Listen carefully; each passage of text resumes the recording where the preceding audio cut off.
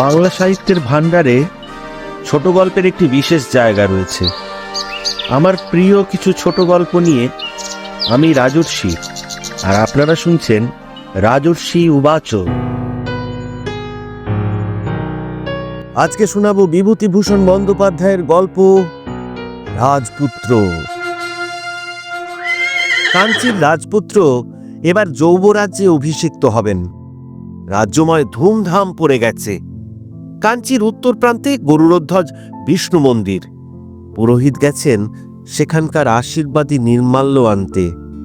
লোক পাঠানো হয়েছে প্রয়াগ তীর্থ থেকে জল আনবার জন্যে। সেই জলে স্নান করিয়ে বিষ্ণুর পূজা নির্মাল্য তাঁর কপালে ঠেকিয়ে রাজপুত্রকে পুরনারীরা বরণ করবেন। রাজা বিশ্রাম কক্ষে প্রবেশ করেছেন। রাত্রি প্রায় দ্বীপ্রহর। কোশলরাজের দূত কি এক প্রস্তাব নিয়ে এসেছে। রাজা তাই আজ সারা দিন ধরে মন্ত্রীর সঙ্গে আলোচনা করছিলেন। শরীর ও মন দুই বড় ক্লান্ত। এমন সময় রাজকুমার কক্ষে ঢুকে পিতাকে প্রণাম করে একপাশে দাঁড়িয়ে রইলেন। রাজা বললেন, চন্দ্রসেন, তোমার কিছু বলবার আছে? রাজপুত্র বিনীত অথচ দৃঢ় স্বরে বললেন, বাবা, গত বছর যখন গুরুগৃহ থেকে ফিরে আসি তখন আপনি বলেছিলেন আমায় কিছুদিন দেশ ভ্রমণে যাওয়ার অনুমতি দেবেন। আপনার অসুখের জন্যে এতদিন কোনো কথা বলিনি। আমি এইবার সে বিষয়ে অনুমতি চাই। মহারাজ মিশ্রিত সুরে বললেন, কি বিষয়ে অনুমতি চাই বলো? আমি দেশ ভ্রমণে যেতে চাই বাবা। তুমি জানো তোমার যৌবরাজ্যের অভিষেকের সব আয়োজন করা হয়েছে? সেই জন্যই তো আরো বেশি করে যেতে চাই বাবা। আমি কাঞ্চি ছাড়া জীবনে কখনো কিছু দেখলুম না, কিছু জানলুম না। কানে শুনেছি উত্তরে হিমবান পর্বত আছে, দক্ষিণে সমুদ্র আছে, পশ্চিমে সিন্ধু নদ আছে। কাঞ্চি ছাড়া আরো কত রাজ্য দেশ আছে, কিন্তু 19-20 বৎসর বয়সে আমি চোখ থেকে অন্ধ। যার জীবনে কোনো অভিজ্ঞতা নেই তাকে দিয়ে দেশ শাসন কি করে হবে? আমায় যেতে দিন বাবা।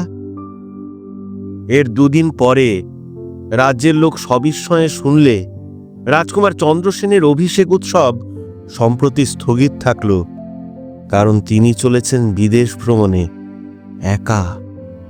সঙ্গে তিনি কাউকে নিতে রাজি নন। সত্যই রাজকুমার কাউকে সঙ্গে নেননি। আজ সপ্তাহ উত্তীর্ণ হয়ে গেছে। চন্দ্রসেন তাঁর প্রিয় সাদা ঘোড়াটিতে চড়ে একা পথে চলেছেন। আর সঙ্গে থাকবার মধ্যে বাঁদিকে খোপে ঝোলানো পিতৃদত্ত তলোয়ারখানি। আর আছে চোখে অসীম তৃষ্ণা, বুকে অদম্য সাহস ও নির্ভীকতা। কাঞ্চি রাজ্যের সীমা ছাড়িয়েও 2 দিনের পথ চলে এসেছেন। কত গ্রাম, মাঠ, বন, নদী পার হয়ে চলেছেন। সবই অচেনা। এ তাঁর নিজের রাজ্য কাঞ্চি নয়। এখানে তিনি একজন অজানা পথিক মাত্র। তখনও সূর্য অস্ত যায়নি। এক নদীর ধারে তাঁর ঘোড়া এসে পৌঁছল তাঁকে নিয়ে। প্রকাণ্ড নদী, বৈকালের রাঙা আলোয় ওপারের বনরেখা অপূর্ব দেখাচ্ছে। অত বড় নদী কি করে পার হবেন? রাজকুমার চিন্তায় পড়লেন। কোনো দিকে মানুষের বাসের চিহ্ন নেই।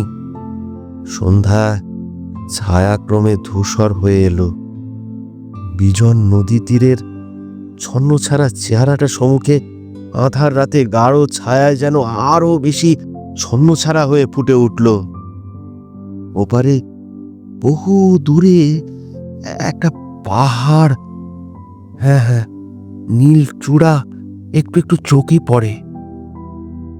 রাজকুমার চেয়ে থাকতে থাকতে পাহাড়ের উপর থেকে আগুনের রাঙা একটা হলকা হঠাৎ আকাশের পানে লক লক করে জ্বলে উঠেই টপ করে নিভে গেল। রাজপুত্র অবাক হয়ে সেদিকে চেয়েই আছেন। এমন সময় একটা প্রকাণ্ড বাজ পক্ষী সন্ধ্যার আকাশে ডানা মেলে নদীর উজান দিক থেকে উড়ে এসে তাঁর মাথার উপর ৩-৪ বার চক্রাকারে ঘুরে আবার কোন দিকে অদৃশ্য হল। রাজকুমারের নির্ভীক মনও একটুখানি কেঁপে উঠল। তিনি জানতেন তাদের বংশে কারুর মৃত্যুর পূর্বে তার মাথার উপর গৃধ্ন জাতীয় পাখি ৩ বার ওড়ে। কেউ কেউ বলেছেন, বিশেষ করে শকুন শাস্ত্রবিদ কোন গণৎকার সেবার বলেছিলেন যে ওই গৃধ্ন তাদের পূর্বপুরুষের হাতে অন্যায়ভাবে অবিচারে নিহত কোনো শত্রুর আত্মা। বহুকাল ধরে সে পৈশাচিক উল্লাসের সঙ্গে জানিয়ে দিয়ে যায় নিজ শত্রুর বংশধরের মৃত্যুর পূর্বাভাস। কোথা থেকে আসে, কোথায় আবার উড়ে চলে যায়, কেউ বলতে পারে না। রাতের সঙ্গে সঙ্গে এলো হাড় কাঁপুনি ধরানো শীত। একটা বড় গাছও কোথাও নেই যার তলায় আশ্রয় নিতে পারেন। অবশেষে একটা মাটির ঢিপির পিছনে ঘোড়া থেকে নেমে রাজপুত্র নিজের আসন বিছালেন। সেখানটাতে হাওয়া বেশি লাগে না। শুকনো লতা কাঠি কুড়িয়ে আগুন জ্বালানোর ব্যবস্থা করে সে রাত্রের মতো তিনি সেখানেই রইলেন। উপায় কি? গভীর রাত্রে রাজপুত্রের ঘুম ভেঙে গেল। বহু দূরে যেন কাদের আর্তনাদ, মৃত্যুপথের পথিকদের অন্তিম চিৎকারের মতো করুণ। রাজপুত্র নিজের অলক্ষিতে একবার শিউরে উঠলেন। শয্যার পাশের আগুন নিভে গিয়েছে। উঠে আগুন ভালো করে জ্বাললেন। সারা রাত্রির মধ্যে ঘুম আর এলো না। কিন্তু ভোরের দিকে একটা ডিঙি পাওয়া গেল। তাতে পার হয়ে রাজকুমার ওপারে গিয়ে উঠলেন। ডিঙির মাঝি আবার আধ পাগল এবং বোধহয় কানে আদেও শুনতে পায় না। রাজকুমারের প্রশ্নের কোনো উত্তর সে দিতে পারলে না। প্রথমে একটা মরুভূমির মতো মাঠ, ঘাস, খড়, গাছপালা কিছুই নেই। কটা রঙের বালির পাহাড় এখানে ওখানে। অনেক দূরে গিয়ে একটা জনপদ, কিন্তু কেমন একটা নিরানন্দ ভাব চারিদিকে। পথ দিয়ে পথিক চলে না, দোকান পসারে খদ্দের নেই, নদীর ঘাটে স্নানার্থীর দল নেই, মাঠে চাষারা চাষ করে না। যেন কেমন একটা বিষাদ ও অমঙ্গলের ছায়া চারিদিকে। রাজকুমার ক্ষুধা ও তৃষ্ণায় বড় কাতর হয়েছিলেন। নিকটেই একটি গৃহস্থের বাড়ি। সেখানে গিয়ে আশ্রয় চাইতেই তারা খুব যত্নের সঙ্গে আশ্রয় দিলে।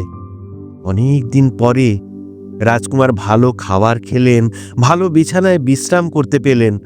মানুষের সঙ্গ অনেকদিন পরে বড় প্রিয় মনে হলো। কয়েকদিন সেখানে রয়ে গেলেন তিনি। গৃহস্থের একটি ছোট মেয়ে ও ছোট ছেলের সঙ্গে রাজকুমারের বড় ভাব হলো। তারা তাকে ফুল তুলে মালা গেঁথে দেয়, দুপুরে তার কাছে বসে গল্প শোনে।